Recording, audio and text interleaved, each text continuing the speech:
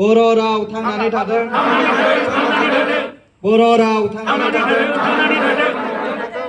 The' थाखोनि सानखान्थि आरो बिगियानखौ जों 3 মে বড়ো প্ৰতিলিপি দিন হিচাপে আমি পালন কৰিছোঁ। এইটো আমি সবেই মিলি বড়ো ছাত্ৰ ইউনিয়ন আৰু অসম সমৰ্থন হয় বড়ো সাহিত্য সভা আমি আজি 18 মে দিনটো বড়োৰ লিপি দিন হিচাপে আমি সদায় পালি আহিছোঁ, আজিও পালন কৰিছোঁ।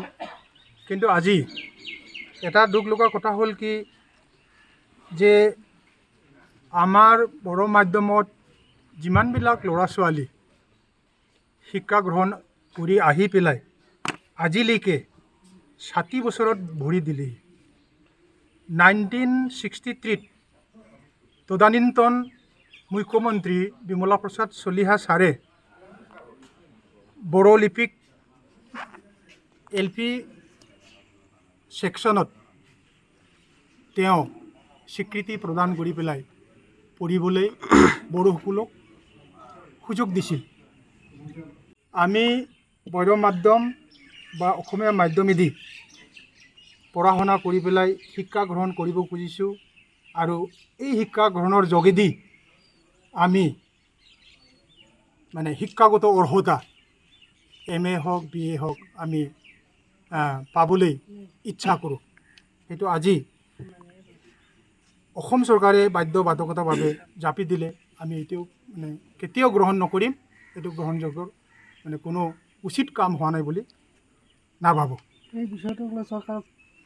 এই বিষয়ক লৈ মই চৰকাৰক আহ্বান জনাওঁ যে তেওঁলোকে এইটো ভুল সিদ্ধান্ত নলৈ পেলাই আমি যিমান দিনবোৰ বিগত দিনবোৰ আমি যেনেকৈ পঢ়া শুনা কৰি পেলাই মানে জ্ঞান আহৰণ কৰিছোঁ সহজে এই হিচাপত যাতে পুনৰাই ক্লাছ 6ৰ বিজ্ঞান বিষয় মানে অংক বিষয়টো ইংৰাজী মাধ্যমত পঢ়াটো বাদ দি পেলাই আগত যেনেকুৱা আছিল এনেকৈয়ে পঢ়া শুনা কৰিব দিব লাগে বুলি আমি সেইটো অসম চৰকাৰক আহ্বান জনাওঁ।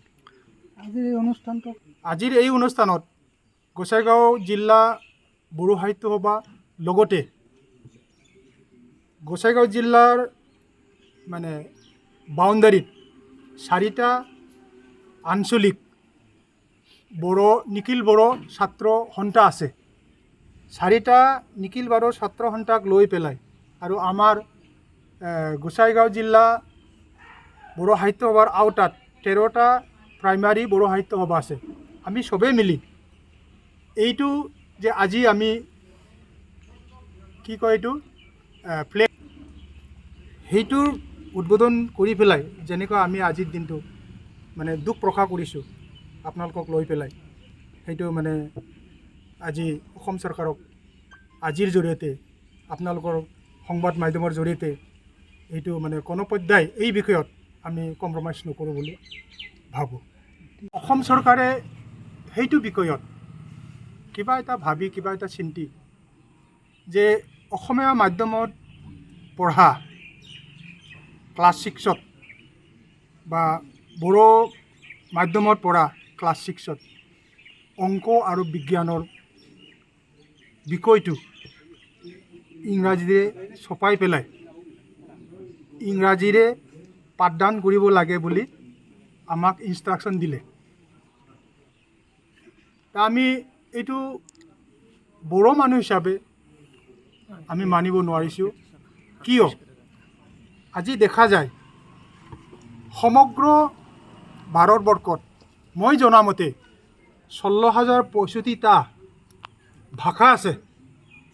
ইয়াৰ ভিতৰত 22টা ভাষা 8 অনুসূচীত অন্তৰ্ভুক্ত, সাংবিধানিকভাৱে স্বীকৃতিপ্ৰাপ্ত আৰু আইনগতভাৱে স্বীকৃতিপ্ৰাপ্ত।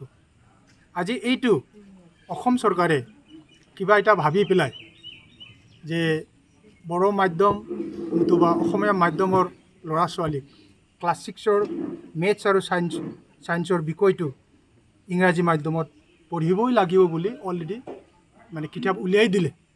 এইটো আমি মানিব পৰা নাই। কিয় নিজৰ ভাষা দি, নিজৰ মাতৃভাষা দি পঢ়া শুনা কৰিলে যেনেকৈ আমি জ্ঞান আহৰণ কৰাত সহজলভ্য বুলি ভাবোঁ, আৰু নিজৰ মাতৃভাষাত পঢ়া শুনা কৰিলে যিমানবোৰ কঠিন কথাবিলাক নাথাকক কিয় আমি বুজিবলৈ